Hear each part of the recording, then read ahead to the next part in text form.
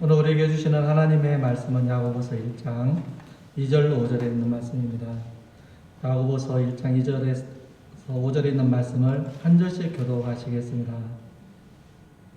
내 형제들아, 너희가 여러 가지 시험을 당하거든 온전히 기쁘게 여기라. 이는 너희 믿음의 시험이 인내를 만드는 줄 너희가 알리라. 인내를 온전히 이루라. 이는 너희로 온전하고 구비하여 조금도 부족함이 없게 하려 함이라. 너희 중에 누구든지 시험과 부족하거든 모든 사람에게 은총이 주시고 하나님께 구하라. 그리하면 주시리라. 아멘. 할렐루야. 복음 중에 복음, 예수 구원하신다. 여러분, 귀한 복음의 역사가 이제 일어나서 우리에게 오늘 이와 같이 우리가 교회 나와 우리 하나님을 예배하고 믿는 성도가 되어 하나님의 나라의 백성이 되었습니다. 할렐루야. 그래서 우리는 성도라고 부르는 것입니다. 오늘 말씀 보면 참 지혜로운 성도의 삶을 우리에게 말씀해 주고 있습니다. 여러분, 우리가 경험해서 잘 알고 있지만 일주일마다 한 번 드리는 주일 예배의 이 한 번의 예배로는 우리가 그리스도인으로서 온전히 거듭나고 신앙생활 잘하고 그런 것이 잘 되지 않는 것을 우리는 아마 경험적으로 잘 알고 있을 것입니다. 그렇다고 우리가 주일날 이 한 번의 예배라도 드리지 않으면 신앙의 기초 자체가 허물어질 수 있는 가능성이 있기 때문에 신앙인으로서의 존립 자체가 어렵게 될 수도 있는 것입니다. 그렇기 때문에 우리 기독교 역사를 보게 되면 순교하면서까지 주일날 모여서 예배를 드렸던 것을 우리 교회사를 통해서, 기독교 교회사를 통해서 우리가 알 수 있는 것입니다. 그러나 하나님께서 우리에게 마련하신 우리 신앙인의 이 실제적인 이 훈련의 장소는 우리의 삶의 현장인 것입니다. 거기에서 우리를 훈련시키는 것입니다.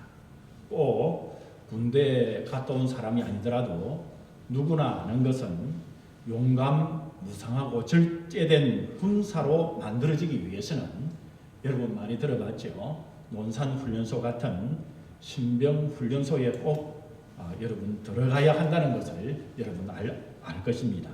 거기서는 민간인의 때를 벗기기 위해서 엄격하게 훈련도 하고 또 군인으로서는 뭐를 잘 해야 되겠습니까? 총을 잘 다루게 잘 되잖아요. 총을 다루는 것이 그냥 총 가지고 띵띵 이렇게 쏴면 뻥뻥 이렇게 나가는 것 같지만 실제적으로 총을 쏘아보면요 완전히 감이 다릅니다. 그래서 그런 것들을 훈련소에서 훈련을 시켜야 하는 것입니다. 그래서 이제 훈련을 시키기 위해서는 군기가 있어야 되기 때문에 잘못 총을 쏘면서 뒤로 돌려가 총을 쏘면 큰일 나는 거죠. 그러니까 이 총을 쏠 때 훈련시킬 때 보면 엄격한 군기 가운데 이제 총을 쏘고 훈련을 받는 훈련병들은 이리 굴리고 저리 굴리고 그렇게 훈련을 시키기도 하는 것입니다. 그리고 하나님께서는 우리 성도들에게도 마찬가지인 것입니다. 참 성도가 되고 또 하나님의 자녀가 되고 그리고 그냥 교인이 아니라 매주 나오는 그냥 교인으로서의 열칸만 되는 것이 아니라 천국 신앙인으로서 태어나기 위해서는 인생 훈련장에서 하나님께서 우리에게 훈련도 시키고 또 시험도 주시는 것입니다. 시험으로 어려운 일을 겪게 하시는 것입니다. 왜냐하면 힘든 시험을 통해서 성숙해지기 때문인 것입니다.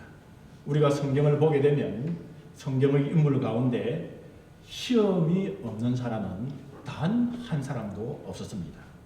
우리가 잘 아는 신앙의 인물 중에 요셉도 어릴 때부터 인생의 현장에서 시험을 만났습니다. 그만 배다른 형들의 시기와 질투로 하루아침에 애굽으로 팔려가게 되면서 종살이도 하고 옥살이를 하면서 살 수밖에 없는 운명에 처하게 되었습니다. 그런데 요셉은 그 시험을 잘 치루어내었습니다.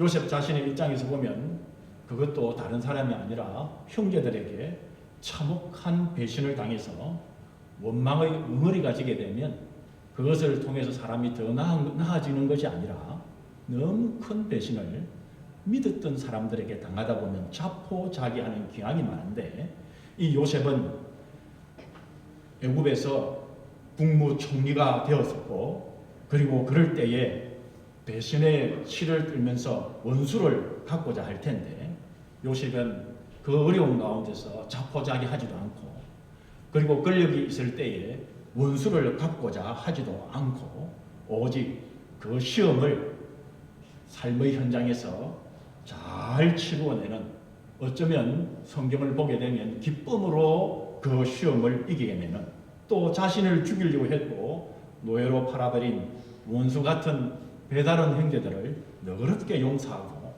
용서하는 것에서 끝난 것이 아니라 사랑을 하게 되고 보살펴주는 그야말로 모든 인생 시험을 신앙으로 잘 치루어내는 하나님의 마음에 꼭 들게 했던 사람이 요셉이었습니다. 그리고 요셉은 아예 하나님과 동행하였더라라고 말씀했습니다.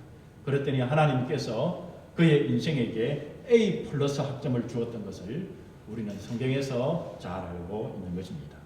우리가 알는 이 노벨 평화상을 받은 이 넬슨 만델라, 이 남아프리카 공화국에서 평등 선거 실시 후에 뽑힌 세계 최초의 흑인 대통령이었죠. 이 남아프리카 공화국 대통령이었던 넬슨 만델라도 과거를 보게 되면 장장 27년간 1962년부터 1990년까지 자기를 감옥에 가두어 놓고 괴롭힌 백인 정부 대통령에 대한 미움이 극에 달해서 대통령이 되고 난 후에 정치적인 보복을 할 수 있었지만 그는 감옥에서 햇빛을 보고도 하나님께 감사했고 그의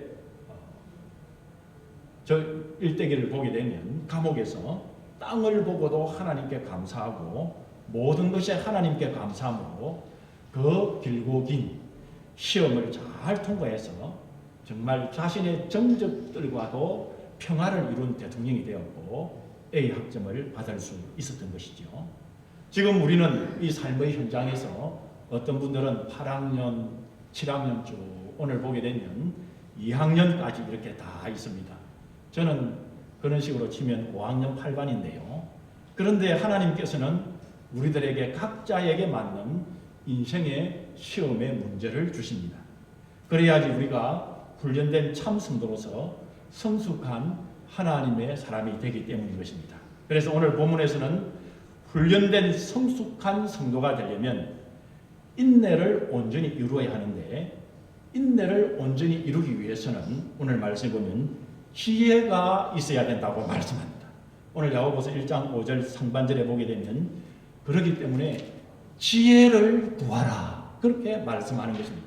그러면 성경에서 말씀하고 있는 지혜라는 것은 무엇일까요? 욥기서 28장 28절 상반절에 보면 또 사람에게 이르시기를 주를 경외함이 지혜다 그렇게 말씀합니다. 잠언에 보게 되면 잠언에서도 곳곳마다 주님을 섬기고 경외하는 것이 인생의 참 지혜다 말씀하십니다. 미가서 6장 9절에 되고 하반절에 보게 되면 완전한 지혜는 주의 이름을 경외함이라 말씀했습니다. 즉 성경이 말씀하는 지혜는 하나님을 경외하고 높이는 것이라고 말씀하고 있습니다. 쉽게 말하자면 우리말로 참 지혜라는 것은 하나님께 잘 보이라라는 것입니다. 우리 인생길에서 어려운 시험을 만났을 때 나는 더 힘들어져도, 나는 혹 힘든 이 시험 때문에 괴로워도, 그렇다 할지라도 하나님이 더 올라가는 그 길을 선택하는 것이 지혜라고 말씀하고 있는 것입니다. 여러분 우리가 성경의 다니엘서를 보면 사드락, 메삭, 아베노고가 용광로 같은 이 풀무불에 던져질 때 바벨론 왕이 한 번 더 그들을 해유했지 않습니까? 그렇지만 그들은 세상의 왕인 바벨론 왕에게 잘 보이려 하지 않고 진짜 시험을 허락하시고 환경을 주관하시는 만왕의 왕, 전능하신 하나님께 잘 보기 위해 이런 말을 했습니다. 혹 우리가 지금 풀무불에 들어가서 타 죽는다 할지라도 우리 하나님 외에는 다른 신에게 절을 하지 않겠다는 말을 세상 왕인 바벨론 왕 앞에 했습니다. 성경에서는 이것이 참 지혜라고 말씀하시는 것입니다. 우리 예수님의 길을 예비하러 온 선지자가 누구지요? 예레미야, 세례 요한 아닙니까? 이 세례 요한은 뭐라고 얘기했습니까? 그는 흥하여야겠고 나는 쇠하여야 하리라. 이 말은 나는 망한다 할지라도 우리 주 예수님만 높아지겠다면 나는 좋겠다 이 말씀인 것입니다. 이것이 성경에서는 참 지혜라고 말씀하는 것입니다. 우리의 삶 속에 시험을 당할 때 내가 편안하고 내가 잘 되는 것에 관심을 가지고 그 길을 찾기보다는 어떻게 하면 이 시험 당하는 과정에서 어떻게 하면 하나님께서 더 좋아하실까? 이런 상황에서 예수님이라면 어떻게 하셨을까라는 생각을 하는 것이 성경에서는 참 지혜라고 말씀하시는 것입니다. 문제는 우리의 인생 시험장에서, 우리의 삶의 현장에서 내가 하면서 내 중심으로 생각하니까 우리 인생에 해답이 보이지 않는 것입니다. 그러나 내가 무엇을 하면 하나님께서 좋아하실까? 지금 이 삶의 내 현장에서 예수님이라면 어떻게 하셨을까? 그런 생각을 하게 되면 막혔던 길도 보이게 되기 시작하는 것입니다. 그런 가운데 불 가운데를 통과하게 해주시고 물 가운데를 지나가게 해주시는 것입니다. 그래서 시험을 통과해 주실 뿐만 아니라 시험을 통과하면 히브리서 11장 6절에 보게 되면 하나님께서 상을 주신다고 말씀해 주시면서 상 주시는 하나님을 믿으라고 말씀하시는 것입니다. 지혜롭게 살기 위해서는 우리는 먼저 하나님이 무엇을 좋아하는지 정확하게 알고 나가야 하는데, 대개 우리는 하나님이 이걸 좋아하는지 안 좋아하는지 관계없이 우리의 시험의 현장에서 내가 일방적으로 좋아하는 것, 내가 좋겠다고 생각하는 것을 밀고 나가기 때문에 우리의 인생의 삶의 현장의 시험의 현장에서 문제가 생기는 것입니다. 길이 보이지 않게 되는 것입니다. 불 가운데를 지나가지 못하고 물 가운데를 통과하지 못하게 되는 것입니다. 하나님이 정말 원하시는 것은 아랑곳하지 않고 내 생각대로 하기 때문에 우리가 성경에서 말씀하는 다니엘이 겪었던 그 지혜로운 길, 그리고 사드락, 메삭, 아베노고가 겪었던 지혜로운 길, 요셉이 갔던 그 지혜로운 길을 가지 못하게 되는 것입니다. 한국의 어떤 은퇴 목사님이 이제 은퇴도 하시고 해서 이제 애완견을 키우셨답니다. 그래서 이 은퇴 목사님이 애완견을 무척 좋아하시고 또 개하고 같이 산책도 하시고 또 이 개하고 늘 가까이 하는 목사님이신데 한 번은 이 목사님이 어느 시골 교회에서 부흥회를 인도해 달라고 그렇게 초청을 받았답니다. 그래서 이제 식사 시간이 되어서 목사님이 어느 식당에 초청되어 갔는데 그 식당이 개고기를 파는 보신탕 집이었습니다. 그 은퇴 강사 목사님과 그리고 같이 이제 식사를 대접하고 받기 위해서는 장로님들하고 또 가고 또 거기에 담임 목사님하고 그렇게 같이 가지 않습니까? 그렇게 해서 보신탕 요리가 개로된 그 보신탕 요리가 나오는데요. 도저히 강사 목사님은 그가 키우는 애완견이 생각나서 도저히 먹을 수가 없어서 보신탕은 차마 드시지 못하고 옆에 나오는 이제 사이드 디시 있지 않습니까? 반찬. 보신탕에 집에 보통 가게 되면 반찬 제대로 안 나오잖아요. 그 보신탕을 집중적으로 먹기 위해서 나오는 그런 거지 뭐 고춧가루, 간장 이런 게 대부분이잖아요. 그런데 이제 그런 것으로 겨우 식사를 때웠답니다. 그런데 나머지 이제 그 오신 장로님들과 거기 이제 초청했던 분들은 너무나 맛있게 잘 드시는 것이었습니다. 그리고 난 후에 이제 식사를 마치고 난 후에는 그 이제 재정을 담당하는 재정 장로님이 보통 이제 강사를 접대하시고는 강사 접대비라는 이 한국에 보게 되면 항목으로 재정부에 신청을 하기 위해서 영수증을 이제 떼는데 이 강사 목사님이 강사 접대비라는 명목으로 영수증을 챙기더라는 것입니다. 그리고 같이 갔던 그 장로님들 그런 분들은 잘 먹었다 만족하면서 식탁문을 나섰습니다. 그런데 정작 강사이신 강사 접대비잖아요. 정작 강사이신 개를 좋아하는 은퇴 목사님은 그 보신탕 집에서 식사를 즐길 수 없었습니다. 사실은 강사인 목사님이 제대로 접대를 받지 못한 것이었습니다.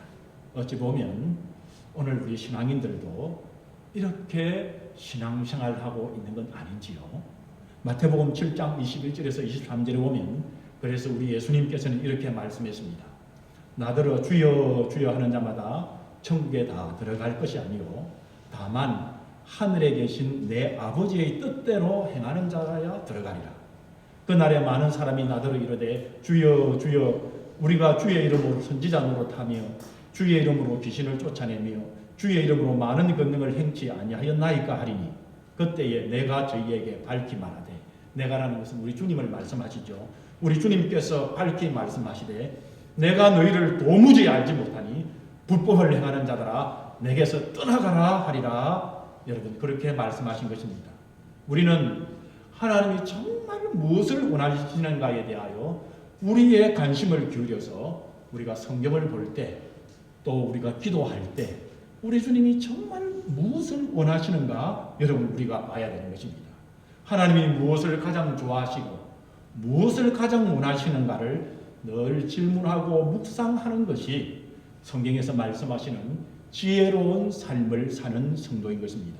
디모데전서 2장 4절에 보면 하나님은 모든 사람이 구원을 받으며 진리를 이루는데 이르기를 원하느니라 말씀하시면서 하나님이 무엇을 원하시는지 바울 사도가 성령님의 영감으로 정확하게 말씀하셨습니다. 그것은 바로 우리가 한 영혼이라도 더 주님께 인도하는 것이야말로 하나님이 가장 원하는 것이라는 말씀하는 것입니다. 우리가 한 영혼이라도 더 주님께로 인도해서 그 영혼이 천국 가는 길을 발견하고 그리고 천국 가게 해주는 것이 성경에서는 가장 지혜로운 성도의 삶이라고 말씀하시는 것입니다. 여러분 우리가 장례를 준비하다 보면요 한국에서나 캐나다에서 어떤 관을 사야 하는지 고르게끔 되어 있습니다. 여러분 그런 경험을 하신 분은 아시겠지만 인원관이 있고요, 인원관이 있고요, 관 종류가 여러 가지로 이렇게 관 종류를 고르게 합니다.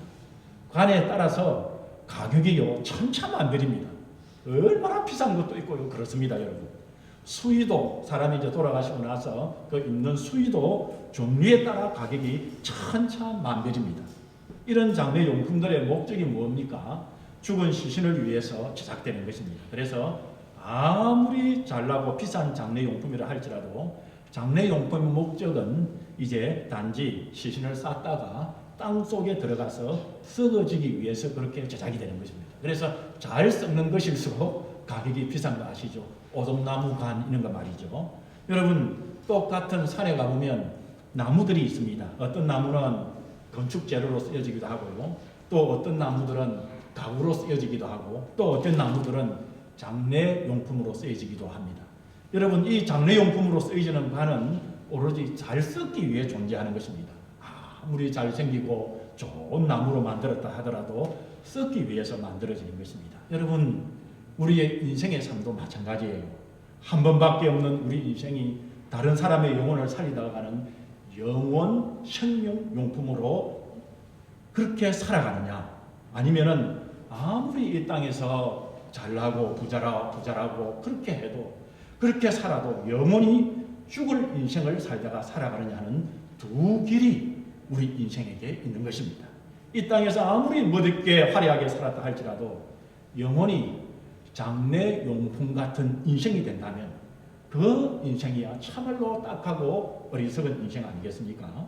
성경에는 하나님의 소원에 이끌려 한 영혼이라도 더 주님께로 인도하는 영원한 인생으로 사는 것이야말로 가장 지혜로운 인생을 살다 가는 것이라고 성경에서 분명히 우리에게 말씀해 주셨습니다.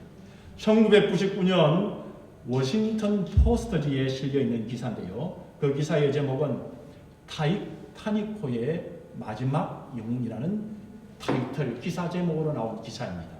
1912년 영국 리버풀을 출발해서 미국 뉴욕 처녀 항해를 하다가 침몰한 우리가 잘 아는 타이타닉호가 침몰했을 때 그때 타고 갔던 사람이 2,300명의 승객이었습니다. 여러분 그 당시에는 굉장히 많은 영혼이 그때 세계에서 제일 큰 배였거든요. 너무나 화려한 배였거든요. 그래서 신문에도 세상의 이 언론에도 대수태필된 그런 배가 타이타닉호예요. 2,300명의 승객 중에서 1,500명이 물에 죽고요. 800명 정도가 살아났습니다. 기사는 그때 살아남았던 생존자 6명의 인터뷰를 워싱턴 포스트지에서 그때 이렇게 보도를 했는데요. 그들은 이 타이타닉호의 마지막 영웅이 누구냐 하면 그 인터뷰했던 분들의 이야기 속에 존 하퍼 목사님에 대해서 말을 하는 것을 실었습니다. 그때 여러분 구명보트가 부족해서 차례차례로 사람을 태우지 않았습니까? 그때 구명보트가 부족해서 3등석에 탄 사람들은 다 타지 못했답니다. 그런데 그때에 1등석에 탄 사람들만 구명보트를 탈 수가 있었답니다. 그때 존 하퍼 목사님은 당시 1등석의 승객이었답니다. 그래서 구명보트를 탈 수 있었습니다. 그런데 막 배가 내리고 이제 구명보트에 이제 타서 나가다 보니까 차가운 얼음 바다에 막 빠지고 이렇게 해서 빠져 죽어가는 사람들이 있었습니다. 그때 존 하퍼 목사님은 자신은 목사로서 그리고 하나님의 말씀을 믿고 그리고 거듭난 영원 구원의 천국 가는 확신이 있는 분이었습니다. 그런 분에게 순간 하나님의 음성이 들린 듯 했습니다.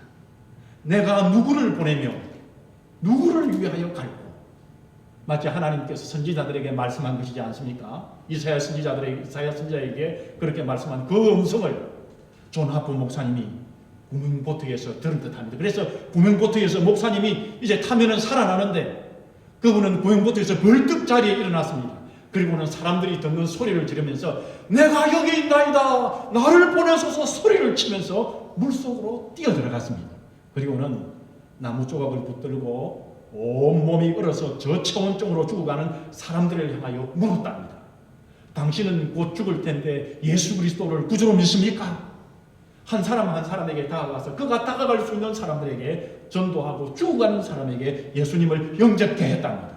그 중에서 물속의 생존을 위해 싸웠던 1,500여 명의 승려 중에서 나중에 물속에 빠져서 구조된 사람은 6명이었는데 그 중에 후에 하퍼 목사님이 그 가운데 전도를 시켜서 예수님을 믿었던 개종시킨 마지막 사람이라고 고백했던 한 남자가 그곳에 있었답니다.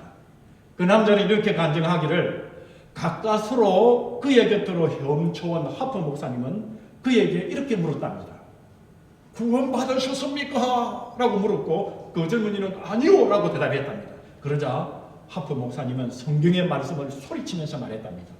주 예수를 믿으시오. 그러면 당신이 구원을 받을 것이오. 젊은이는 그렇게 이야기해도 대답하지 않았습니다. 그러는 사이에 파도가 두 사이를 갈라놓았답니다.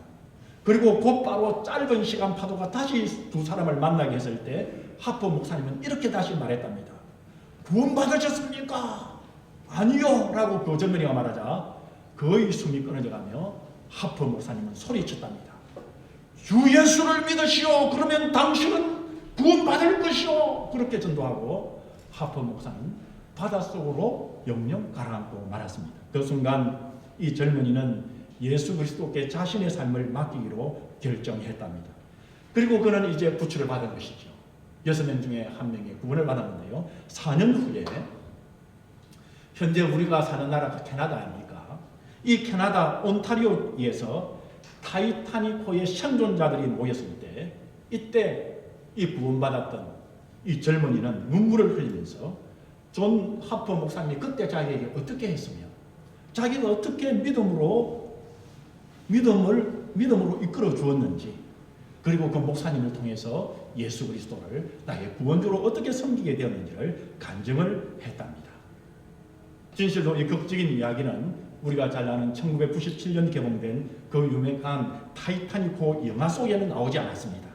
사람들은 하나님과 하나님 사람들 사이의 참된 사랑의 이야기보다는 사실상 사람들이 관심을 가지는 것은 지어낸 로맨스나 그리고 이 사랑의 이야기 그리고 값비싼 보석에 더 많은 관심을 갖고 있는 문화 속에 살고 있기 때문에 그 이야기는 실려 있지 않습니다.